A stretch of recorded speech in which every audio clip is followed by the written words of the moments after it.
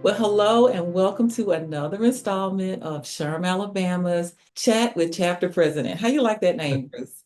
I like it. It's really catchy. I like that. Well, good. I'm Andrea Lewis. I am State Council Director for SHRM Alabama 2025. And I'm excited to be able to have you guys as chapter presidents carve out time and just chat with me because we really want to help people understand more about what you guys are doing in your chapters. Bruce is chapter president for West Alabama. So, Bruce, before we dive into our chat, why don't you tell us who you are, what you do, and get us kicked off there? Well, thanks, Angie. And first of all, I want to congratulate you. You're just doing an outstanding job, keeping us all advised, all the chapter presidents and leadership, and about things going on not only in Alabama but other things we need to know about and state conferences. And so I want to thank you for doing that. But I am originally, I'm here in Tuscaloosa, Alabama, and I'm a lawyer. And I practice employment law, defending companies, and so I'm right up the alley of all of you guys. I've kind of considered myself a lot of my clients outside HR directors, so helping lead investigations and respond to complaints and strategize and keep them updated on developments in the law. But originally from Memphis. So it's a very circuitous path about how I got down to Tuscaloosa, Alabama, but it's a great place to live. We have a very involved and engaging chapter.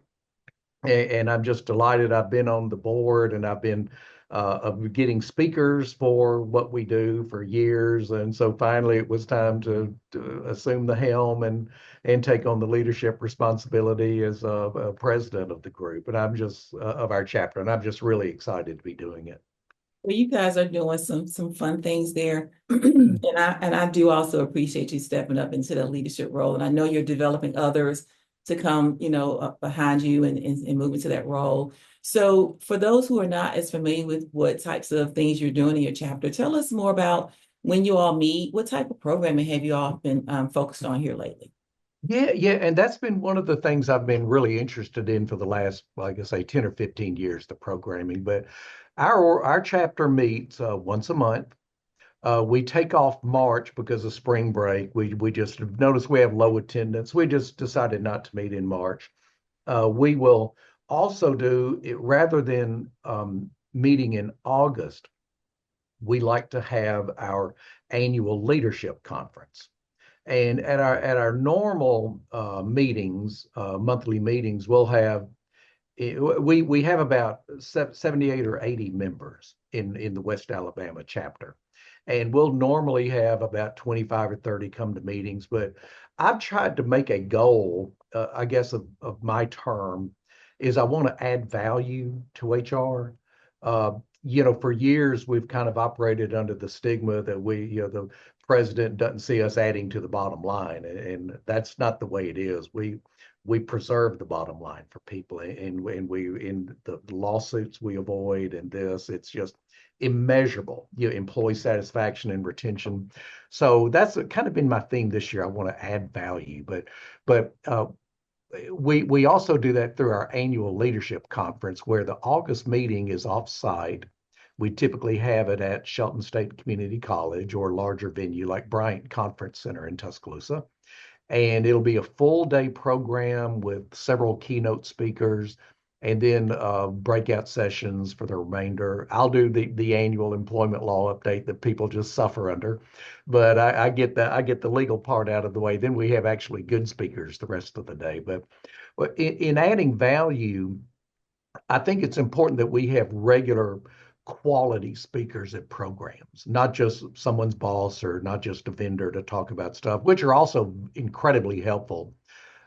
We had last month a speaker who has done workplace investigations across the South and Northeast. And he's actually a former attorney and a former chapter president in Pensacola, just an outstanding individual. And we had 50 or 52 at that meeting. It was just great. So obviously we struck a nerve, Mhm. and we're seizing on what our members want to hear about. So I think that will enhance and increase our membership numbers and attendance numbers, and so that's what we do. But yeah, we meet monthly.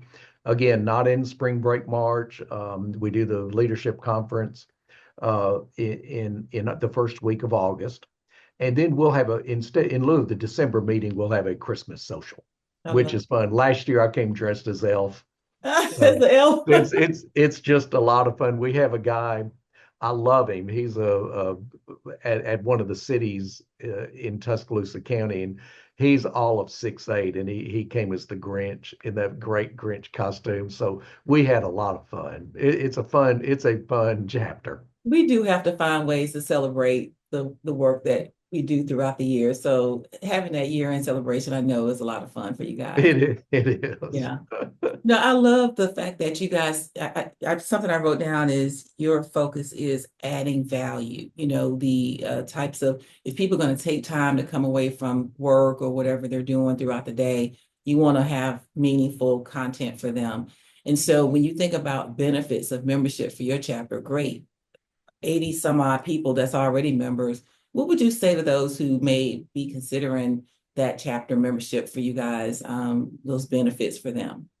Well, that's also been one of my goals. We all struggled during the pandemic to maintain relevance. I mean, that's us, that's clients, that's nonprofits. It's just been a universal problem to show relevance and how we can add value to people.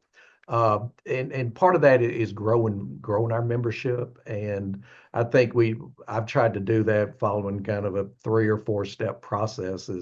I think we've actually had 8 new members since January because of our programming and our publicizing events. But one is to appreciate our members, let them know we appreciate them. And I've started having people like last month. Okay, everybody in April, who has birthdays stand up, and then and then have a member introduce the speaker. I'm not going to do it. I want a member to do it, and let that member introduce his or herself. And how long have you been a member? Are you a dual member? Just to get some involvement. Again, get quality speakers.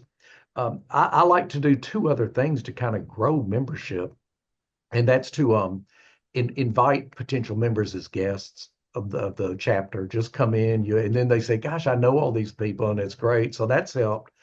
Um, we're trying to figure out a way to capture lapsed members. It's like, where's so and so? Did they change jobs or move, or did no one send them re-up notices? And so that helps.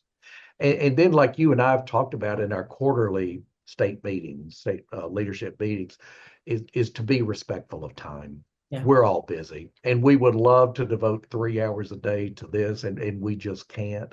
That's not realistic. So just to keep we meet as a board also monthly on those same months, the week before our meeting. And so I tell you, I'm respectful of your time. When that hour hits, I know we got to get back to work. So everybody keep your reports, short and to the point. Yeah. Those are kind of my goals that I think will help spark interest in someone taking up a leadership position in our chapter. You know, I'm so glad you mentioned that because for those who may be listening that may be a member and they could be on the verge of thinking about, well, what do I do next as a member? There's the potential for you to move into leadership. Exactly. There you go. Exactly. And as president, we have to start grooming and thinking about, okay, now who do I want to attend these meetings with me? And if I can't go, I want her to go to the quarterly leaderships or go to the state law conference, and be thinking about that, who you want to groom. So there's a lot to it. Awesome, awesome. Well, Bruce, I've enjoyed getting to know more about what you all are doing there. I'm really excited about your leadership. You bring such great excitement and strategic thinking as well. And I think that's important because one of the things we've learned as we move into these leadership roles is we've got to treat this as a business. We got to take this serious in terms of how we manage people's time, people's resources, and their talent and finances. And so I really appreciate the way you look at this from a strategic perspective. And I think that it shows in the quality of what you guys are doing there. So thank you Well, for your Andrew, time. I really, really appreciate that. Thanks. And I guess the lawyer in me, we got to be sure uh, from our leadership uh, conference in DC finding out things like to be sure we have updated bylaws, be sure they're in the minutes, be sure there's like, oh my gosh, there's a lot to do. So I've unfortunately had to do a lot of that. But it good. Yeah, we've got to keep our chapters in good shape and viable and grow as much as we can. Dual membership. Yeah, that's just not realistic for a lot of areas, but we do still try and we promote opportunities when SHRM gives opportunities like discounted classes and that kind of stuff.